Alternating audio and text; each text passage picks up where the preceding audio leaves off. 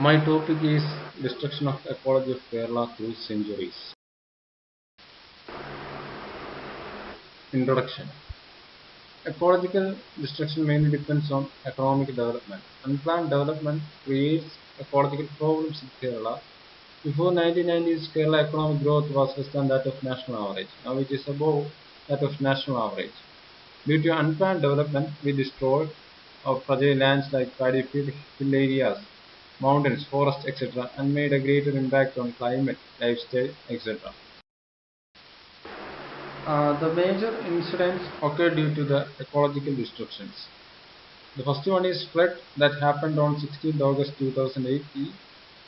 It was brutally affected in Kerala. It is due to unusually high rainfall during the monsoon season. Over 483 people died and 140 were missing. About a million people were evacuated from different parts of our state, mainly from Changanur, Pandana, Edanad, Aranmula, Kolancheri, Airu, Rani, Pandala, Kuttanad, Malappuram, etc. 14 districts of the states were placed on red alert. According to the Kerala government, one-sixth of the total population of Kerala had been directly affected by the floods and related incidents. Indian government had declared it a level 3 calamity or calamity of severe nature. It is one of the worst flood in Kerala after the great flood that took place in 1924. In this time, 35 out of the 54 dams within the states were opened for the first time in history. All 5 overflow gates of the Idiki Dam were opened at the same time, and for the first time in 26 years, 5 gates of the Malambula Dam of Palakkad were opened. The second incident that took place in Kerala during this time were landslides. Heavy rains in Wayanad and Idukki have caused severe landslides and have left the hilly districts isolated. Due to the changes in the rainfall, the hilly areas were affected by the landslides. The major landslide incident that threatened the Kerala was landslides happened at Pettimudi in Idukki district. This disaster looked like the landslide that happened in Kavalappara in Malappuram and Puttumala in Wayanad. Around 76 people had been killed and missing in these landslides. The two factors contribute to landslides. The one is the static ones like the slope of hill or its shape, and the other one is technical factors which include anthropogenic activities like deforestation, construction, or land use. The next one is factors that led to the ecological destruction in Kerala. The first one is colonial origins. Colonialism can be called by green imperialism. It was called by Richard Grove, an environmental historian. During 19th century, British had complete control over the Travancore, Kochi and Malabar. That is the present Kerala. They made attempts to clear forests and establish commercial plantation of coffee, cinchona and tea. During For example, during 1877 and 1888 period, the British planter John Daniel Munro bullied the local ruler to lease him 144,000 acres of virgin forest in the Kannandevan Hills in Idukki region of the Kingdom of Travancore. This was over 3% of the total area of Travancore. Tropical forests were cleared for large-scale commercial plantations, first for coffee and subsequently for tea. Thus began the massive destruction of what the Madhav Gadgil Committee called the waterways of the southern Western Ghats. During the 20th century, starting of rubber cultivation in low-lying areas of the Western Ghats and the Midlands also affected forest and biodiversity loss across Kerala. Rubber occupies 28% of the crop area in the state today. The other one is migration impact. The large-scale internal migration from coastal and midland areas to the Western Ghats during first half of the 20th century and lasted till 1980 also contributed to forest destruction. A research study by the National Center for Earth Science Studies in Thiruvananthapuram has established a positive link between migration and large-scale forest destruction in Kerala. The settlement in the Idukki region of Travancore and Wayanad region of Malabar led to the extensive forest clearance for agriculture and human settlement. The third one is urbanization. Massive urbanization in the state led to forest destruction. 1970 to 1971, when Kerala's population was 1.69 crore, urban population was only 15.1%. But by 2050 to 2060, when the state's population grew to 3.34 crores, the urban population shot up to 47.7%. Kerala is today considered as a suburban or urban, that is rural plus urban state. Increases construction and infrastructure due to urbanization. Stone quarries increases up to 5,000, where 2,000 are situated at Western Ghats. The next factor is hydel projects. Our dependence on hydropower led to forest destruction. There are 35 hydroelectric projects out of 58 dams. This contributed destruction of over 350 square kilometers of evergreen forest in the reservoir area alone. Dams commissioned before 1971, they are unable to hold water as per their designed capacity because of silt. The next factor is sand extraction. Construction led to the increase of sand mining by the sand mafia. Excessive sand mining from the riverbeds has led to reduction in the water absorption and retention capacity of the riverbeds. Based on sand audits conducted in 14 major rivers, it is found that sand extraction is up to 85 times in excess of the sand deposition.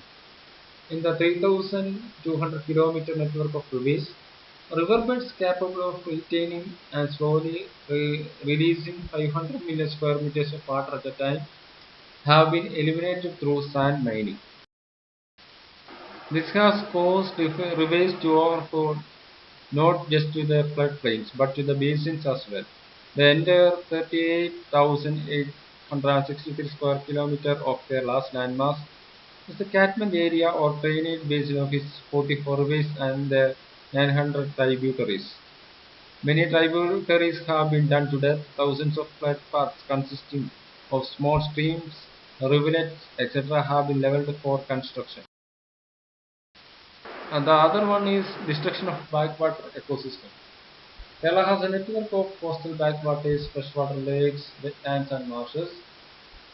They used to cover an area of 1,279 square kilometers or 1.28 million hectares. All the major freshwater lakes have shrunken up to one-fourth their original size. The story of 32 coastal backwater systems is no different. Two of the biggest backwaters, Vembanad and Ashtamudi, are protected wetlands under the Ramsar Convention. Six rivers drain into the Vembanad Lake. Research studies have shown that Vembanad, which covered an area of 315 square kilometers in 1912, have now shrunk to 160 square kilometers, thereby losing half of the drainage area of six rivers. This has been a major reason for exacerbating the flooding in southern Kerala. Excessive tourism and urban development have contributed to the destruction of the wetland. Destruction of paddy lands and uncontrolled tourism. Though not strictly classified as wetland, the paddy fields in Kerala have played the role of floodplains in the state. Paddy lands in Kerala are low-lying areas into which water drains from the surrounding hills in the lands. About 80% of the paddy fields have been leveled or converted for construction and commercial cultivation, and only 1.9 lakh hectares remains. Thus, the entire water cycle, beginning with the water surveys in the Western Ghats to the village level, has been disrupted through ecologically unwise human intervention. After 1918, uncontrolled tourism development has also contributed to this disruption in the mountains and coastal areas. Ecological regulated tourism, rather than just branding megatourism as ecotourism, would be critical to preserving Kerala's ecosystem. The other factor is global warming. There is no direct evidence to the link the 2018 Kerala floods to global warming, but there is enough corroborative evidence. Global warming will manifest in manifold ways, such as increase in cyclonic frequency or intensity and extreme precipitation.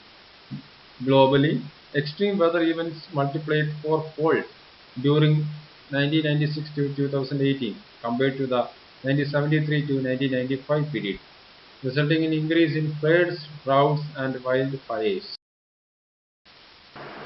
The other topic is environmental crimes and loopholes. Government and public are avoiding various environmental laws and environmental recommendations like the guilt reports, etc.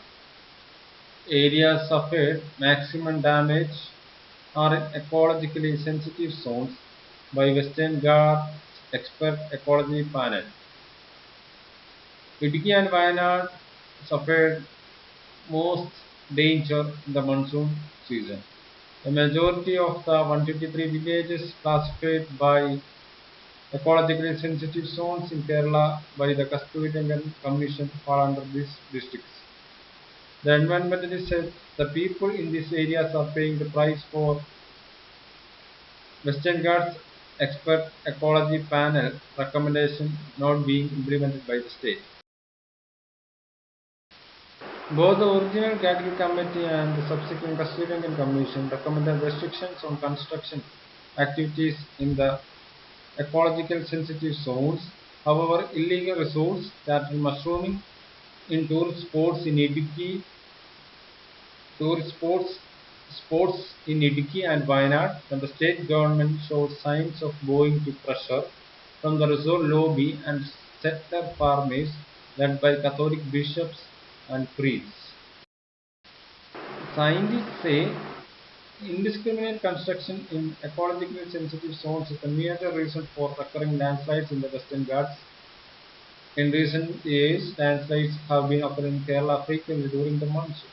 More than 300 people lost their lives in around 90 major landslides between 1961 and June 2018. According to the plan prepared by the Kerala Disaster Management Authority, 14.4% of state's area is susceptible to landslides, which not only claim lives but also destroy homes and agricultural land. Most of the landslide prone areas are in the Western Ghats.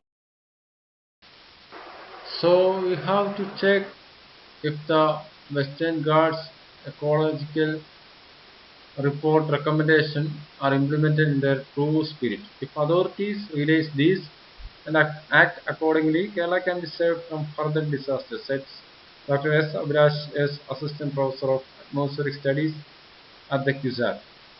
He added that human intervention shrunk floodplains across Kerala, thus affecting the absorption of rainwater. He said the recent amendment to the Kerala Paddy Land and Wetland Act permitting reclamation of paddy fields and wetlands for public interest projects may compound the problem.